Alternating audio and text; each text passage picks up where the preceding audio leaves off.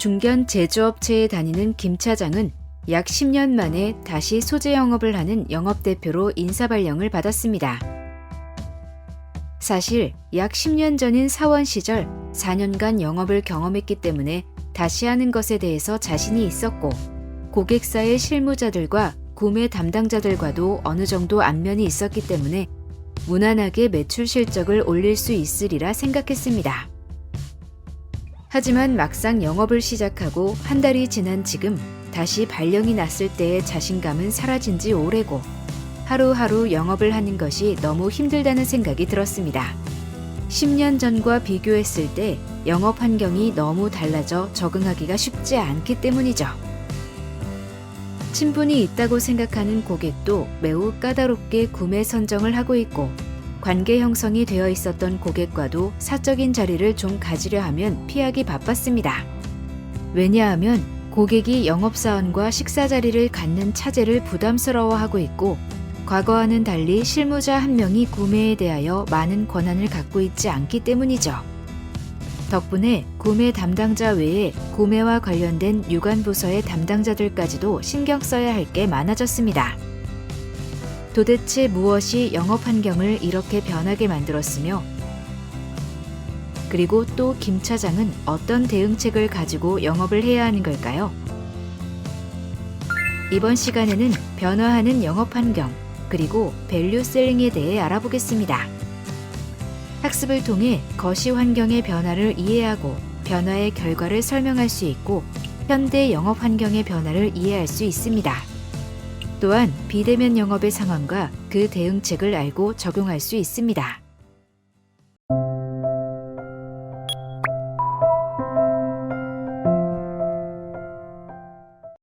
오늘은 왜 밸류셀링이 중요한가에 대해서 이야기를 나눠보도록 하겠습니다. 자, 그 첫 번째 테마로 변화하지 못하면 죽는다라는 주제로 이야기를 좀 하도록 할 텐데요.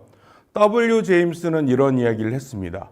우리 세대의 가장 위대한 발견은 한 인간이 태도를 바꿈으로써 자기 인생을 바꿀 수 있다는 사실이다 라는 이야기를 남겼고요.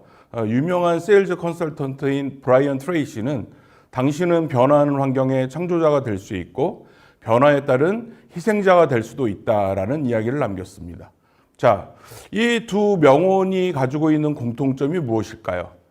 네, 여러분들도 앉아서 지금 혼자 되뇌이셨듯이 바로 변화라는 테마입니다. 결국 변화하지 못하면 모든 것은 도태될 수밖에 없고 살아남지 못한다라는 것을 이야기하고 있는 것이죠. 사실은 우리는 굉장히 빠르거나 예측 불가한 변화의 시대에 살고 있습니다. 우리 주변에 굉장히 빠르게 변화하는 테마들이 굉장히 많이 있죠. 대표적인 예가 무엇입니까? 네, 기술적인 부분들, 테크니컬적인 부분들의 변화, 급속도로 가속화되고 예측 불가하게 이루어지고 있습니다. 예를 들면 우리가 가정마다 다 있으신 TV를 한번 보도록 하겠습니다. 자, 화면에서 보다시피 저는 어릴 때 이렇게 생긴 TV를 봤었습니다. CRT TV라고 하기도 하고요. 또는 브라운관 TV라고 하기도 합니다. 아마 이 영상을 보고 계신 학습자분들께서는 저런 TV는 굉장히 생소하신 분들도 계실 수도 있고, 아니면 저와 동일하게 저러한 브라운관 TV를 보셨을 줄로 압니다. 사실은 저는 조금 더 뒤로 가면 저 브라운관 TV 중에서도 흑백으로 되어 있는 브라운관 TV를 봤던 기억이 있습니다. 그러다가 제가 초등학교 어떤 날 아버지께서 칼라 TV를 사오셨는데 그때의 충격은 이루 말할 수가 없는 것 같습니다.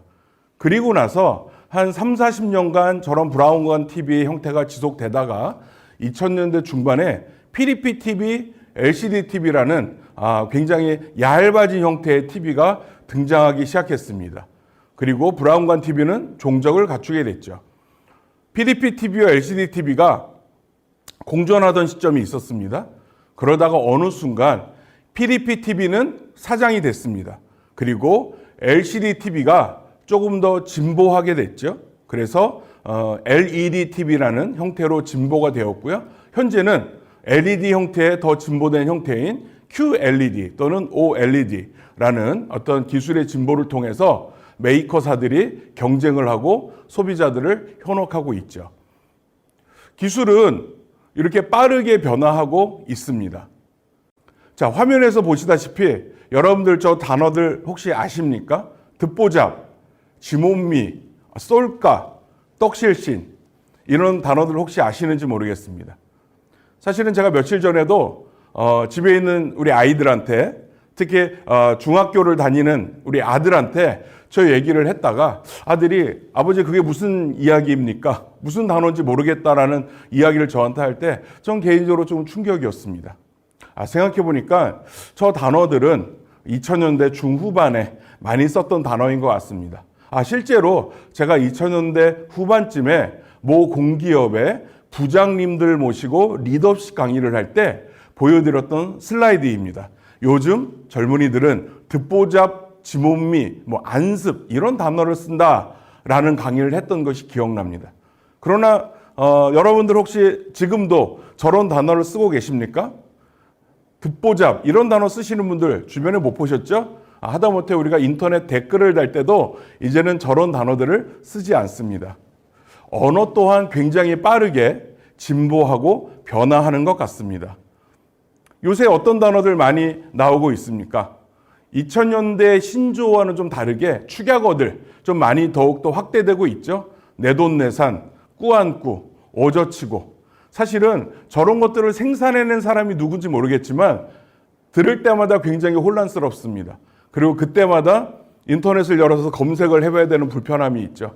그런데 저 단어들이 계속해서 지속되리라는 보장은 또 없겠죠. 아마도 좀 더 빠르게 사라지고 또 다른 신조어들이 등장하지 않을까 그런 생각을 합니다. 이렇듯 변화는 굉장히 빠르게 진행된다라고 이야기할 수 있을 것 같습니다.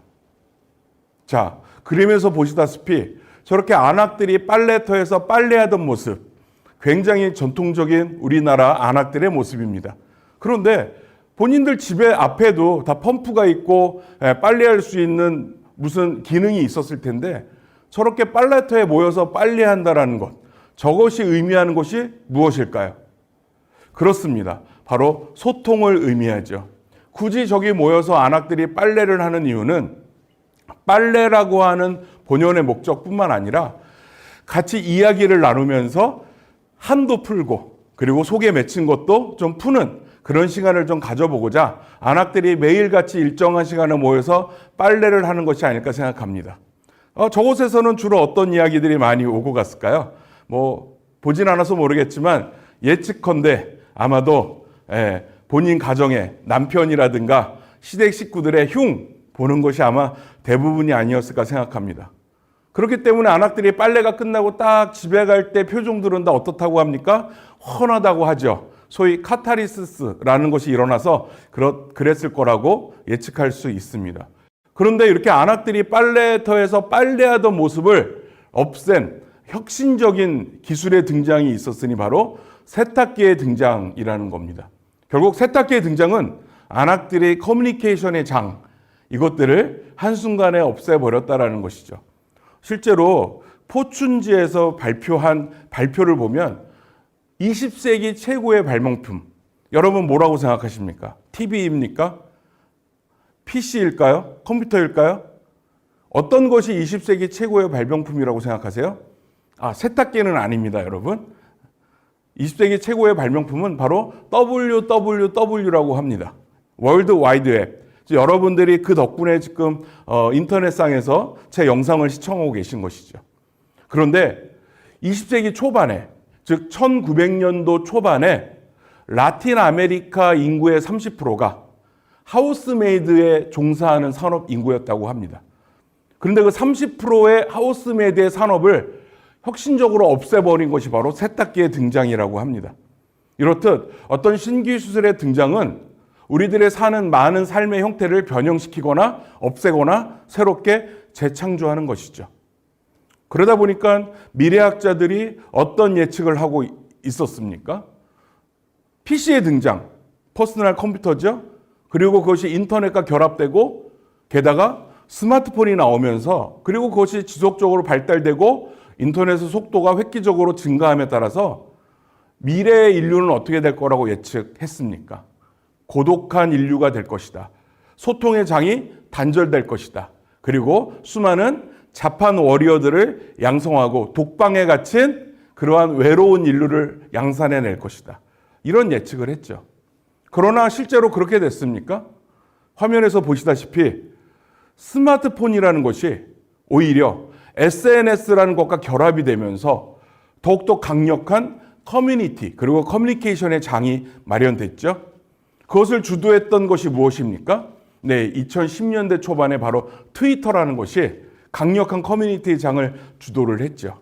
그 후에 나온 것이 바로 페이스북 그리고 인스타그램. 이러한 것들이 사람들을 더욱더 강력한 소통의 장으로 모이게 했고요. 온라인 상에서뿐만 아니라 마음만 먹으면 언제든지 오프라인에서도 소통의 장을 마련할 수 있도록 계기를 마련했다는 것입니다. 미래학자들이 소통이 단절되고 인류는 외로워질 거라고 예측했지만 오히려 이런 기술의 발전은 사람들을 더욱더 강력한 소통의 장으로 불러 모았다라는 거죠. 결국 변화라는 것은 우리가 예측하는 대로 가지 않는다라는 것입니다. 또 하나는 무조건 빠르게만 변한다라는 것은 아닌 것 같습니다. 그래서 변화라는 것이 방향을 잡기도 쉽지 않을 뿐더러 타이밍을 잡기도 쉽지 않은 것입니다. 제가 서두에 기술의 발전이 빠르게 가속화되고 있다고 말씀드렸지만 사실은 그 얘기는 모두 맞는 얘기는 아닙니다.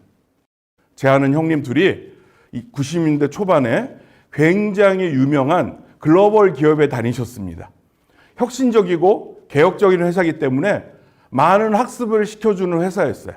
그러다 보니까 이 두 분이 뭔가 미래를 일찍 예견하게 됐습니다. 그래서 이 두 분이 1996년도에 회사를 그만두고 두 분이 절친이셨거든요. 저 강남의 어느 지역에 카페를 하나 차리셨습니다. 그 카페의 타이틀은 인터넷 카페였습니다. 몇 년도라고요? 1996년도였습니다. 자, 여러분, 이 두 분은 성공했을까요? 아니면 실패했을까요? 여기선 두 가지 함의점이 있습니다. 방향은 어땠는가? 그리고 타이밍은 어땠는가? 방향은 어땠습니까? 잘 잡았죠? 인터넷 카페. 그러나 타이밍이 너무 빨랐습니다. 그러다 보니까 사실은 방향을 잘 잡았음에도 불구하고 6개월이 지나서 사실은 운영할 수 없을 정도로 장사가 안 됐습니다. 손님들이 카페라고 해서 들어오긴 했는데 우리가 예상하는 그 시대의 카페는 안락한 소파가 있고 맛있는 커피와 다양한 차들이 있는 것, 그것이 카페인데 그것보다는 퍼스널 컴퓨터들이 쭉 놓여져 있고 딱딱한 의자에 우리 손님들이 기본적으로 기대하는 카페의 모습은 아니었던 거죠. 그리고 인터넷이라는 용어조차도 굉장히 생소했던 시절이었던 것 같습니다. 결국 이 두 분은 6개월 후에 장사를 접어야 했습니다. 무엇을 시사합니까? 변화는 이렇게 예측하기도 어려울 뿐더러 타이밍을 잡기도 쉽지 않다라는 겁니다. 기술의 변화가 빠르다라고 이야기하지만 실제로 제가 많은 기업의 강의를 가서 기술 영업하시는 분들과 만나서 이야기를 나눠보면 그런데 실제로 우리 필드의 기술은 그렇게 획기적으로 변화하고 있는 것 같지 않습니다라는 이야기를 합니다. 그것이 반도체건 메디컬 디바이스건 주변의 소비재 기술력들의 발전이 빠르게 변하는 것에 비해서 실제로 우리 필드의 산업들은 그렇게 빠르게 변하는 것 같지 않습니다라는 말씀들을 하신다라는 거죠. 이 시점에서 우리는 조금 혼돈이 오죠. 그럼 우리는 변화를 어떻게 예측하고 어떻게 관리를 해야 될 것인가? 미래학자들이 무조건 맞지 않습니다. 결국은 여러분들 스스로가 이 변화에 대해서 공부하시고 민감하게 그리고 받아들이려는 노력이 필요하지 않을까 생각합니다. 화면에 보시면 기업의 평균 수명이라는 것을 통계를 잡은 제가 통계치 화면을 하나 보여드리고 있습니다. 1960년대에 기업의 평균 수명이 60년 정도 됐다고 합니다. 그런데 2020년의 기업의 평균 수명은 15년으로 계속 줄어들고 있는 것이죠. 왜 이런 현상이 벌어지고 있을까요?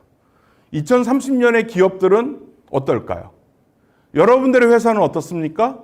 그리고 그럼에도 불구하고 지금도 100년, 150년, 200년을 유지하는 많은 글로벌 기업들이 있습니다. 그 기업들은 어떻게 지속 가능하게 살아남고 있을까요? 여러 요인들이 있겠지만 1960년대에 60년이 지속됐던 기업이 2020년에 점점점 수명이 짧아지는 주요 키워드는 바로 체인지, 변화라고 생각을 합니다. 십수년 전에 마케팅 불변의 법칙이라는 책이 나온 적이 있습니다. 이 책에 보면 마케팅의 이러한 법칙들은 변하지 않는다라는 이론들을 내세운 책인데요. 그 첫 번째 법칙이 바로 시장 리딩의 법칙이었습니다. 시장을 선도하는 제품은 또는 마켓시어가 어느 정도 선점된 제품들은 잘 뒤집어지지 않는다라는 것이죠. 이게 바로 불변의 제1법칙이었습니다. 그렇지만 실제로 그럴까요? 대표적으로 잘 나갔지만 변화의 바람에 민감하지 못하고 변화의 흐름을 타지 못해서 지금은 그 이름조차 우리가 들을 수 없는 기업들이 꽤 됩니다. 대표적인 회사가 어떤 회사가 있습니까? 자, 2012년 10월 4일 경향신문에 보면 노키아의 몰락, 본사 사옥까지 매물로라는 주제의 신문 기사를 우리가 볼 수 있습니다. 노키아 하면 어떤 회사입니까? 2010년대까지 투지폰 시장에서 우리나라의 거대 기업인 삼성과 LG의 폰을 합친 것보다 더 큰 마켓 셰어를 차지하고 있던 회사였습니다. 노키아는 핀란드 회사고요. 핀란드 GDP의 15%를 노키아 매출이 차지하고 있었다고 합니다.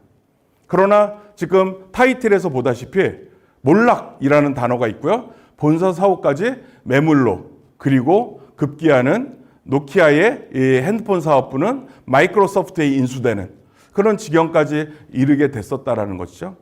그 이유가 뭘까요? 여러 이유가 있겠지만 제가 지금 한 맥으로 말씀드리는 변화라는 테마에 기인하는 것도 한몫하지 않았을까 생각합니다. 스마트폰 시장이 대세로 자리 잡고 있는 시점에, 그것이 트렌드인 시점에 결국 노키아는 투지폰 시장을 고수하다가 결국은 스마트폰 시장의 흐름에 타지 못한 것, 이것이 몰락의 주요한 요인이 아니었을까 그런 생각을 합니다.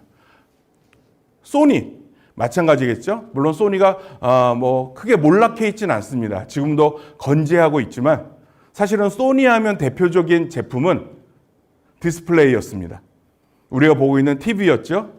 그러나 지금 소니는 더 이상 TV를 잘 생산하지 않습니다.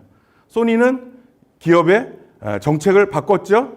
멀티미디어, 그리고 전략산업 쪽으로 소니 기업의 방향을 바꿨습니다. 삼성과 LG에는 이제 안 되겠다라는 것을 캐치한 것이죠. 이렇듯 변화는 아무리 잘 나갔던 기업도 몰락하게 하고 회생할 수 없었다라는 기업도 금세 1, 2위로 만들 수 있는 힘을 가지고 있습니다. 여러분들의 역할이겠죠. 여러분들의 회사는, 조직은, 그리고 여러분 개인은 어떻습니까? 변화에 대해서 잘 받아들이고 그리고 학습을 하려고, 아니면 변화를 거부하고 계시진 않으십니까? 나의 주변의 변화에 대해서 한번 생각해 보시기 바라겠습니다.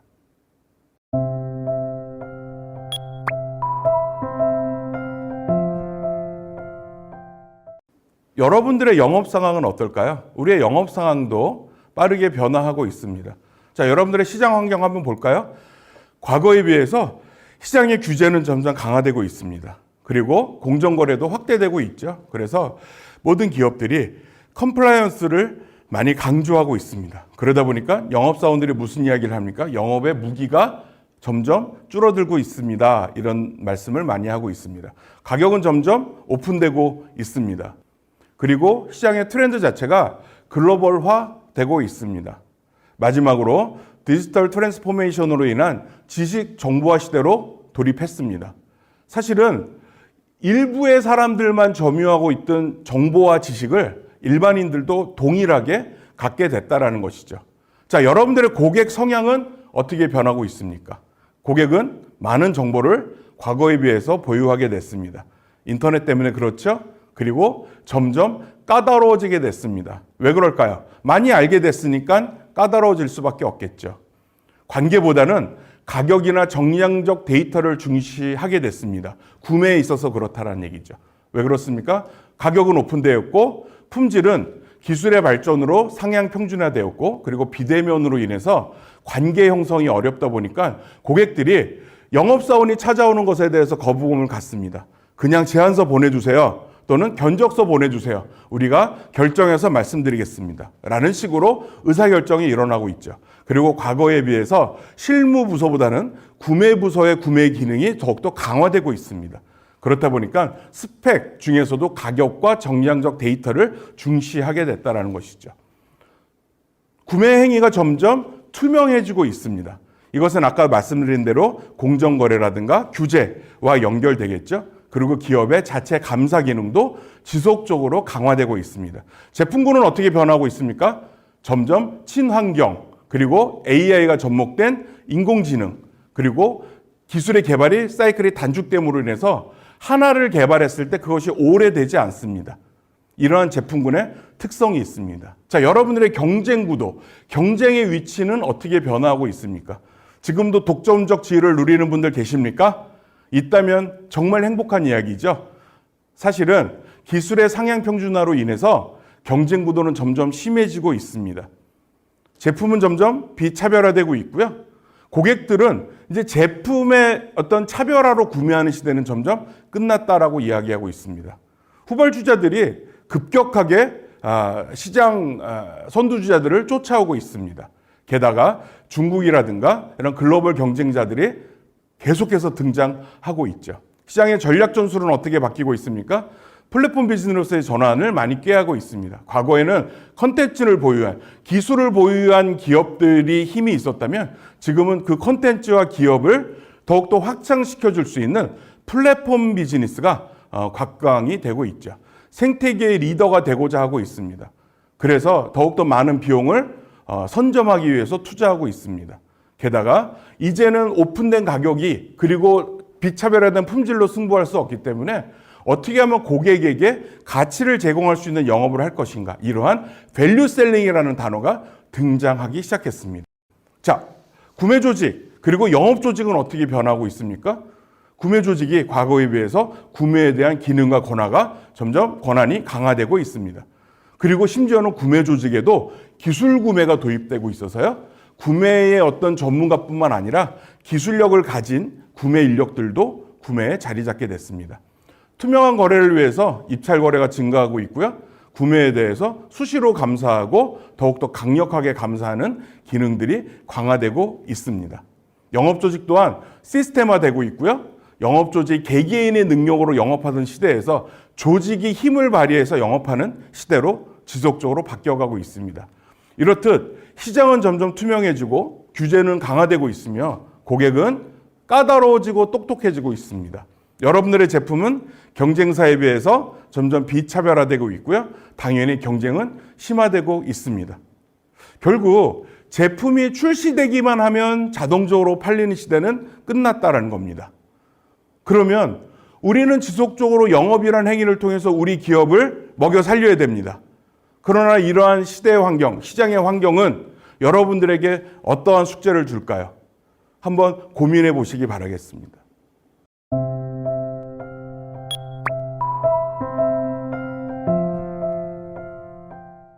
비대면 시대의 영업 환경은 어떻게 변화하고 있을까요? 사실은 영업 환경뿐만 아니라 우리 주변의 모든 환경들이 비대면으로 바뀌고 있습니다. 학생들의 수업 또한 비대면으로 많이 이루어지고 있고요. 그리고 미팅이라든가 하다못해 친교 활동들도 비대면으로 이루어지고 있는 시대입니다. 아마도 향후 어느 정도 기간까지는 지속적으로 비대면이 활성화될 거라고 생각하고요. 비대면 시대라는 것이 종료되지는 않을 거라고 생각합니다. 왜 그럴까요?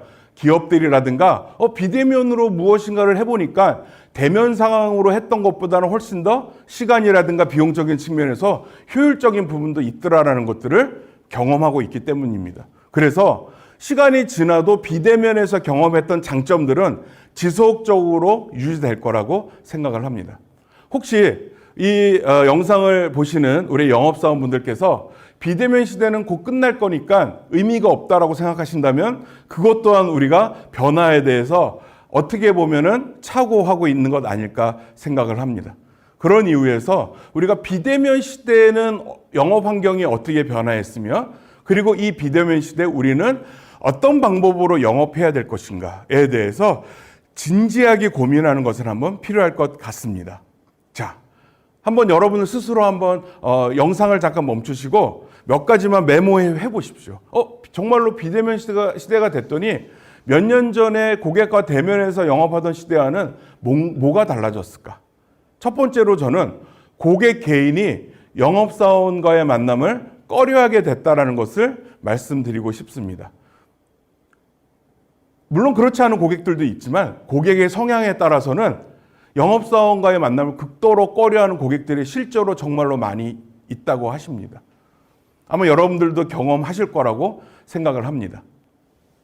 그리고 그것을 경험했던 고객은 향후에도 직접적으로 영업사원을 만나지 않아도 구매가 이루어질 수 있다는 걸 경험했기 때문에 앞으로 더욱더 강력하게 활용하지 않을까 생각을 합니다. 미팅이 없어지지는 않지만 미팅의 횟수는 현격히 줄어들었고 아마도 또 유지되지 않을까 생각합니다. 여러분들도 경험하고 계시지 않습니까? 미팅이 많이 줄었구나. 그래서 그런 말씀들을 많이 하십니다. 내 사무실에서 보내는 시간이 굉장히 많아졌습니다. 이런 말씀도 하십니다. 그래서 여러분들 사무실에서 보내는 시간을 정말로 알차게 보내셔야 됩니다. 이전의 영업활동이라는 것은 사실은 고객을 만나는 시간의 활동을 대부분 이야기했습니다. 그러다 보니까 이전의 영업활동에선 어떤 역량들을 많이 중요하게 생각했습니까? 대인관계 역량을 중요하게 생각했죠. 말을 잘하고 라포를 잘 형성하고 친밀감을 쌓고 이러한 스킬들을 많이 강조했지만 아마 비대면 시대에는 점점 더 내 사무실에서 플래닝을 하고 고객을 분석하고 계획을 하는 이러한 역량들이 점점 더 강조되지 않을까 생각합니다. 왜 그렇다고요? 미팅이 없어지지는 않지만 횟수는 현격히 줄어들 거기 때문에 그렇습니다.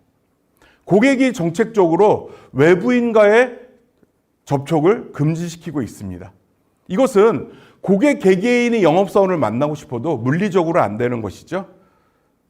그러다 보니까 어디서 만나건 간에 영업사원을 만나는 것을 정책적으로 금하는 회사들이 굉장히 많이 있다는 것이죠. 대기업들은 특히나 많이 그러는 것 같습니다.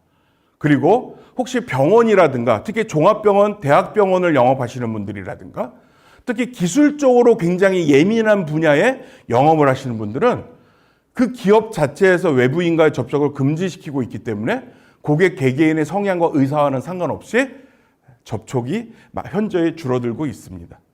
코로나가 종식돼도 서두에 말씀드렸다시피 언택트 분위기, 즉 비대면 분위기는 지속될 것으로 예상됩니다. 여기서 좋은 것들을 경험했거든요. 사회적 분위기로 인해서 고객과의 모험과 식사 자리는 한정적으로 계속 바뀌고 있습니다. 업무 시간에 못 만나는 것뿐만 아니라 당연히 그 이후에 우리가 전통적으로 해왔던 영업의 방식들, 고객과 식사를 한다거나 관계를 쌓는 식의 영업의 방식들 많이 제한되고 있습니다. 아마 이러한 영업 방식 때문에 오히려 긍정적으로 작용하는 기업들도 많이 있을 거라고 생각하고요. 오히려 이것 때문에 영업에서 부정적으로 자리 잡는 분들도 계시리라고 생각을 합니다. 많은 분들이 고객과 식사 자리가 한정되면 영업사원의 부정적인 것 아닐까라고 생각할 수 있지만 그렇지 않다라는 것이죠. 그 전에 플래닝이라든가 이런 부분에 잘 준비가 되어 있는 영업사원들은 오히려 고객과의 모임과 식사 자리가 정책적으로 한정적으로 됐기 때문에 그것이 긍정적으로 작용하는 분들 많이 볼 수 있습니다. 하나 기억할 것은요. 비대면 세일즈가, 즉 언택 세일즈가 반드시 온라인상에서 영업해라라는 것을 의미하지는 않습니다. 말씀드렸듯이 고객과 만나주지 않는 상황, 그리고 미팅이 현저히 줄어든 상황을 극복하는 것도 비대면 세일즈의 굉장히 중요한 역량이 아닐까 생각합니다. 더불어서 온라인상에서 영업을 한다면 온라인상에서 어떻게 세일즈를 잘할 수 있을까의 스킬을 개발하는 것도 중요하겠죠. 저 또한 마찬가지입니다. 과거에 제가 강의하던 형태는 바로 이런 형태가 대부분이었습니다. 그러나 저도 언택트 시대가 시작되면서부터 변화하지 않을 수 없었습니다. 다행히 저는 성향상, 분위기상 변화를 받아들였고요. 저도 이런 식의 변화를 추구하게 됐고요. 오히려 변화했던 것이 제 비즈니스에서도 더욱더 강력한 시너지를 가져오게 됐다라는 겁니다. 자, 이러한 비대면 시대 영업 환경의 변화, 우리 영업은 또 어떻게 변해야 될까요? 절대적인 한 번의 미팅이 중요해졌습니다. 과거에는 클로징을 한 번 하기 위해서 평균 대여섯 번을 만났다면, 예를 들어서 말씀드리는 겁니다. 지금은 한 번 만나서도 한 번 클로징해야 되는 그런 스킬이 중요시되고 있습니다. 한 번 만나서 한 번 클로징하기 위해선 뭐가 중요할까요? 더 말하는 스킬을 더욱더 갖춰야 될까요? 그것은 한순간에 갖추기 어렵겠죠. 한 번의 미팅을 조금 더 소위 원샷, 원킬을 하기 위해서는 그 미팅에 쏟는 절대적인 준비하는 시간을 더욱더 많이 가져가야 될 것입니다. 사전 준비에 더 많은 시간을 쏟아야 될 것이라는 얘기죠. 여러분은 한 번의 미팅을 위해서 얼마의 시간을 투자하고 계십니까? 이전의 시간보다 배 이상의 시간을 투자하시기 바라겠습니다. 자, 이전의 전화통화는 미팅 약속 잡는 용도였습니다. 실제로 저도 전화통화로 영업을 하지 말아라라고 이야기했습니다. 왜냐하면 전화통화로 클로징 하려는 분들이 계셨거든요. 그때 저는 그렇게 이야기했습니다. 전화통화는 미팅 약속 잡는 용도지 클로징하는 용도가 아니다라고 강조했지만, 지금은 전화통화 자체도 클로징하는 용도로 바뀌었다라는 겁니다. 그러면 전화통화하기 전에 전화통화의 방법들도 바꿔 나가셔야 되겠죠. 마찬가지로 전화통화 전에 미팅과 마찬가지로 좀 더 시간을 투자하셔서 전화통화에서도 클로징을 할 수 있도록 준비하셔야 될 것입니다.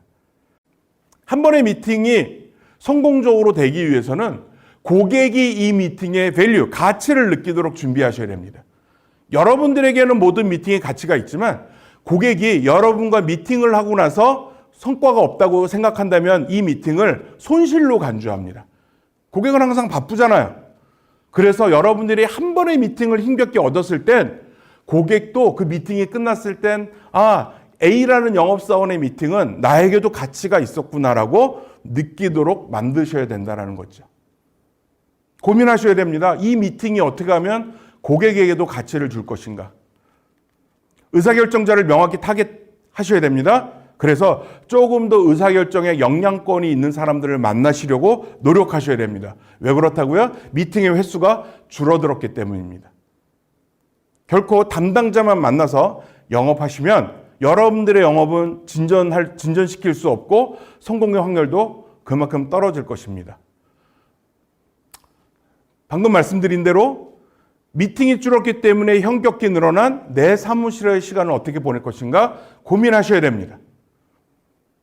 그래서 전략 수립, 계획, 분석 이러한 단어들의 거부감이 있었다면 이제는 영업사원들도 이러한 역량, 필수 불가결한 스킬, 역량이 아닐까 생각을 합니다. 제안도 제품 중심이 아니라 고객이 가치를 느낄 수 있는 가치 중심으로 하셔야 됩니다. 이전의 제안은 제품 중심으로 하셨어도 됩니다. 왜? 고객을 만나서 설명하면 됐었으니까.